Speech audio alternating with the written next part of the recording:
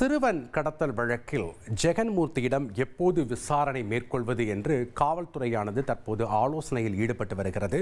சிறுவன் கடத்தல் வழக்கில் புரட்சி பாரதம் கட்சி தலைவர் ஜெகன்மூர்த்தி இடம் தற்போது எப்போது விசாரணை நடத்தலாம் என்று காவல்துறை தீவிர ஆலோசனை மேற்கொண்டு வருகிறது. விவரங்களை வழங்க இணைகிறார் செய்தியாளர் சசிதரன். வணக்கம் சசிதரன், செய்தி தொடர்பான முழு விவரங்களையும் பதிவு பண்ணுங்கள். ஜெகன்மூர்த்தியிடம் விசாரணை மேற்கொள்வதற்கு சட்ட வல்லுநர்களுடன் போலீசார் ஆலோசனையில் ஈடுபட்டு வருகிறார்கள். ஜெகன்மூர்த்தி சிறுவன் கடத்தப்பட்ட வழக்கில் ஒரு நேற்றைய தினம் முன்ஜாமீன் கேட்டு மனு செலுத்தும் நிலையில் மனு மீதான விசாரணை நேற்று வந்தது. அப்போது மனுவை விசாரித்த நீதிபதிகள் முன்ஜாமீன் மீதான உத்தரவில் விசாரணைக்கு முழுவதுமாக ஒத்துழைக்க அளிக்க வேண்டும் என போலீசாருக்கு ஒத்துழைப்பு அளிக்க வேண்டும் என அறிவித்திருந்தார்கள்.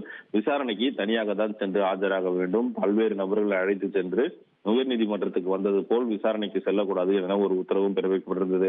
அதே வேளையில் இந்த முன்ஜாமீன் மீது மனு தள்ளுபடி செய்யப்படாமல் 26ஆம் தேதிக்கு ஒத்திவைக்கப்பட்டுள்ளது. இந்த நிலையில் இவரை விசாரணைக்கு அழைக்கலாமா அல்லது 26ஆம் தேதிக்கு பிறகு விசாரிக்கலாமா என்கிற ஒரு ஐயம் எழுந்த நிலையில் தற்போது சட்ட வல்லுநர்களுடன் நீதிமன்றத்தின் முழுமையான உத்தரவு நகலை சட்ட வல்லுநர்கள் கொண்டு இந்த ஆலோசனையில் போலீசார் ஈடுபட்டு வருகிறார்கள். சம்மன் அனுப்பலாமா அல்லது அவரை நேரில் சென்று விசாரிக்கலாமா என்ற கோணத்திலும் சட்ட வல்லுநர்களுடன் இந்த ஆலோசனையானது நடைபெறுகிறது. இந்த இறுதியான இந்த சட்ட வல்லுநர்களிடம் அனுமதி பெற்ற பின்னரே இந்த சம்மன் அனுப்பி விசாரணை மேற்கொள்வது குறித்தான முடிவுகள் எடுக்க திட்டமிட்டிருப்பதாகவும் போலீசார் தரப்பில் தெரிவிக்கப்பட்டிருக்கிறது.